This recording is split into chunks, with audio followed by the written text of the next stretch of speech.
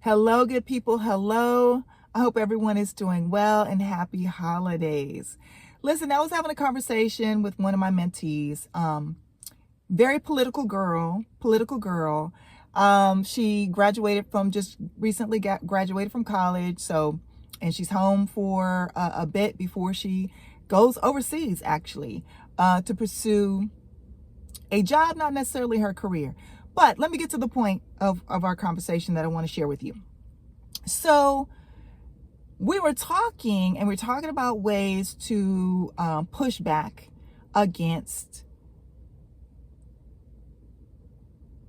Felon 47, Agenda 47, and Project 2025.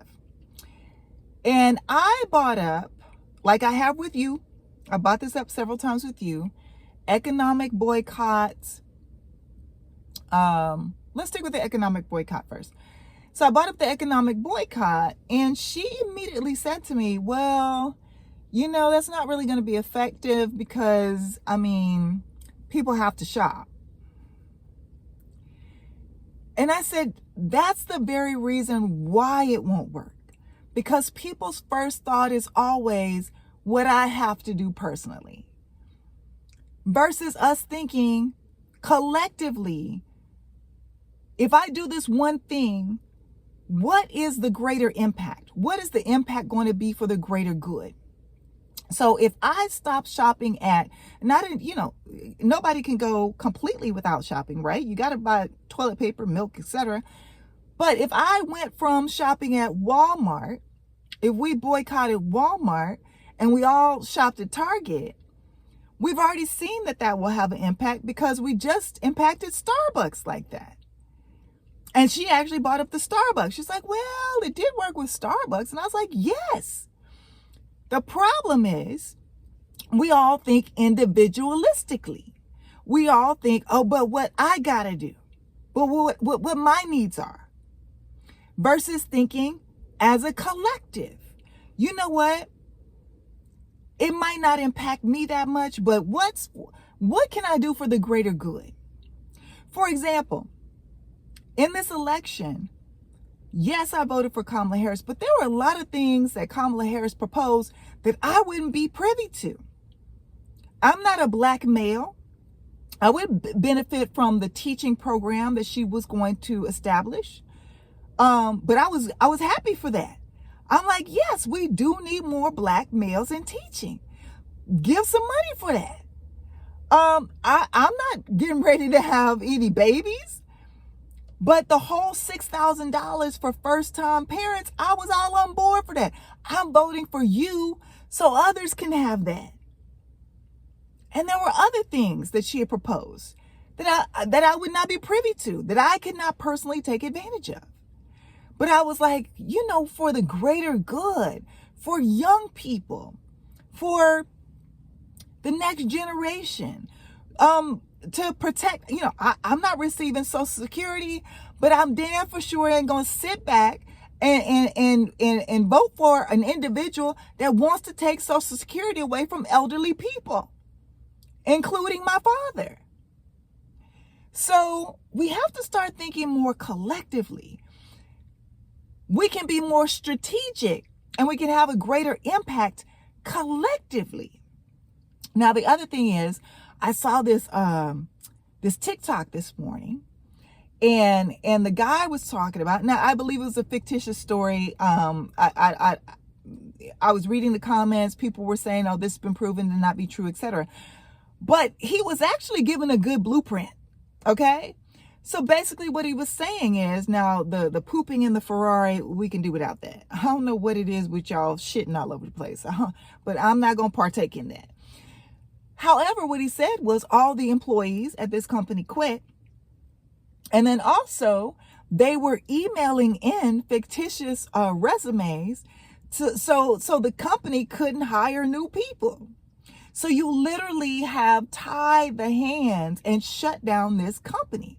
They can't make money off of you because you're not working, and they can't hire anybody else to work. I was like, genius.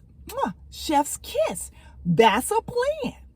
That's a labor strike for your ass. So, and in that example, everyone in the company came together and said, you know what? Oh, you're going to take our Christmas bonuses? Son, we're not going to work. How about that? And we're also going to make sure you can't hire anybody else. So, long story short, I just want to reemphasize, because I say this all the time, and even the most political of the most political. I've been mentoring this young lady since she was 15 or 16 years old, and now she's graduated from college. She worked with Bernie Sanders. She's been in DC. Like, I was just shocked by her response. But so many of us have this individualistic way of thinking, and we've got to get out of that, because that conditioning that they have done to us, oh, worry about you, take care of you, just worry about your family. How much money are you making? What's going in and out of your household? That should be what are you paying for eggs? Listen, there are a couple of states, my state included, that are supporting all y'all asses. So y'all really need to pay attention. Collectively, that's how we have to move. That's the only way we're going to make an impact when it comes down to the wire on shit that we need to get done as Americans. So I was shocked by her answer, her response, but then also I was not, because that's how we've been conditioned to operate in this capitalistic world, capitalistic society, is to only think about ourselves. And we got to break the chains of that thinking if we ever want to move forward again. Because y'all, 47, 47, Project 2025, Heritage Society, White Christian Nationalist, Federalist Society, they all got a plan for us. And it is not us moving forward collectively. And when I say us, I'm talking people of color, I'm talking women, I'm talking poor white people, I'm talking people, anybody who is not white, cisgender, heterosexual, Christian, and male. I'm talking to you. I'm talking to you. The divide was created intentionally to make us begin to think a certain way, to make us think individualistically, which hinders us powerless, or to have less power. We're not completely powerless.